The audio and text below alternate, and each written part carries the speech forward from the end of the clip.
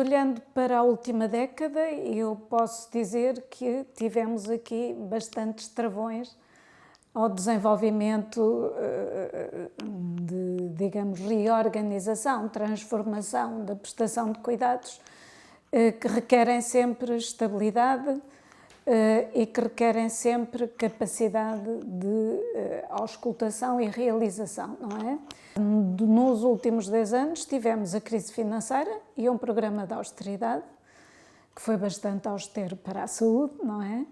E tivemos também a pandemia e um intervalo em que se fizeram realmente coisas transformadoras, não é? Introduziram-se algumas mudanças que foram muito importantes, designadamente com o apoio da digitalização, das novas tecnologias e novas formas de organização de cuidados. Agora, nós temos preocupações que são preocupações muito antigas e cada vez mais evidentes à medida que se agrava o envelhecimento demográfico, não é? E, portanto, essas preocupações são a nível da doença crónica e da multimorbilidade crónica, que são um peso muito grande e que decorrem de um trabalho desarticulado do Ministério da Saúde com outras áreas da governação, cuja adequada atuação é importantíssima para os indicadores de saúde. Nós precisamos, como pão para a boca, de atuar a nível da prevenção da doença e da promoção da saúde, muito literacia da saúde também, e precisamos depois de ter mecanismos que nos ajudem a gerir de maneira adequada a articulação dos cuidados e os planos individuais de cuidados para as pessoas que têm. É uma década muito marcada por vicissitudes, não é? Por problemas gravíssimos. Em primeiro lugar, a crise económico-financeira que começou em 2008 e que depois se prolongou de uma forma aguda na primeira metade da década. Depois a recuperação da crise que exigiu aos governos uma contenção orçamental muito grande e que naturalmente trouxe reflexos muito pesados nos cuidados de saúde a cargo do Estado, do Serviço Nacional de Saúde, o que significou que houve um crescimento muito considerável ao longo da década do contributo das famílias para o Serviço Nacional, para as despesas de saúde e, ao mesmo tempo, isso propiciou que o setor privado se ampliasse a sua oferta e se desenvolvesse de uma forma muito mais marcante do que até aí algum dia tinha acontecido. Isso traduziu-se, naturalmente, numa situação em que chegamos ao fim da década e a parte a cargo do Serviço Nacional de Saúde é cerca de 70% e a parte a cargo das famílias é cerca de 30%. Porque nós temos muito que fazer. Não quero escamotear a realidade.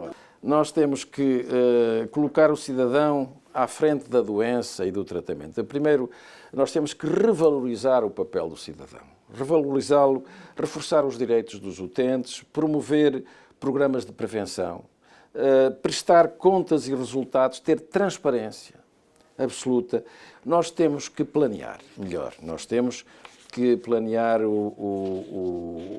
retomar as técnicas de planeamento, mas nós vamos ter que criar um processo digital único. E, finalmente, os recursos humanos, é preciso reequilibrar a formação dos recursos humanos, sobretudo nas especialidades, planear os recursos humanos há 20 anos, nós perdemos essa capacidade de planeamento e criar incentivos. Um período muito importante, muito relevante do ponto de vista social e político, porque foi o governo que pega no país político e no país social a seguir a um período de grandes dificuldades, de grande restrição por via da intervenção externa, em que as expectativas da população e dos agentes do setor eram muito elevadas, portanto havia uma grande ansiedade para recuperar aquilo que as pessoas sentiam como tendo sido não só o tempo perdido, mas o valor perdido nas suas vidas.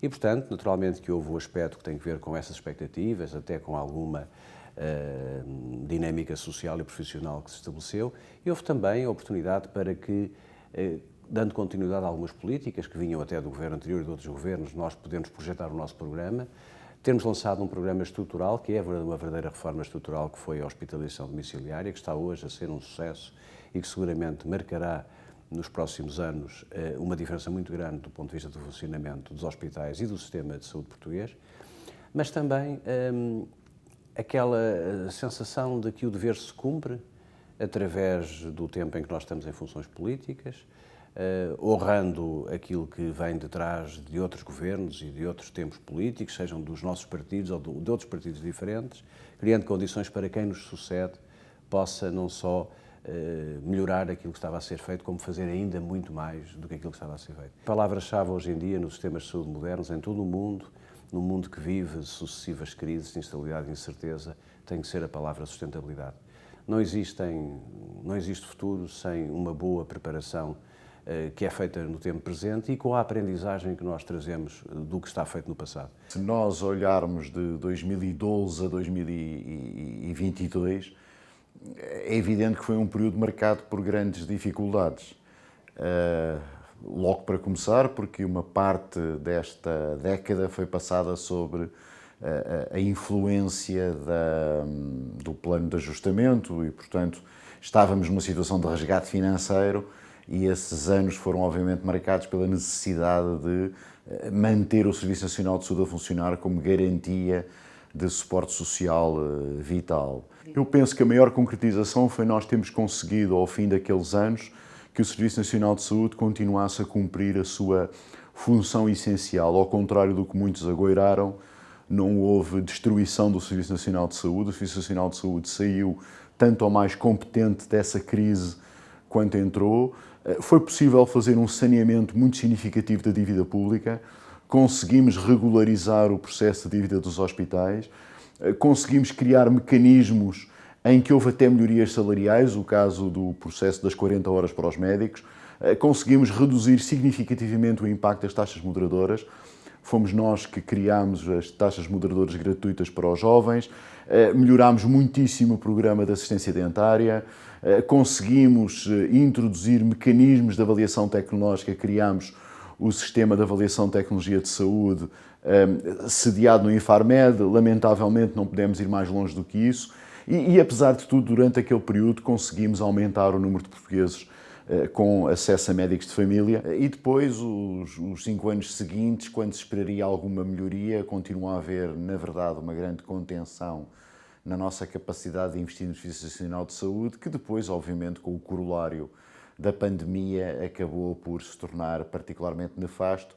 Daí que, na verdade, na próxima década, vamos ter que recuperar aquilo que não pudemos fazer nos 10 anos anteriores.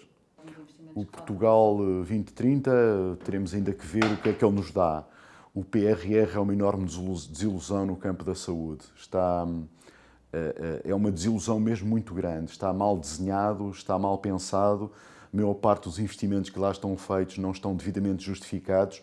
Acho que claramente se percebe que foi feito à pressa, apenas para justificar alguma razão de ser de dinheiro que nos iriam dar. É aquilo em que nós temos sido de facto excelentes, que é em perder oportunidades.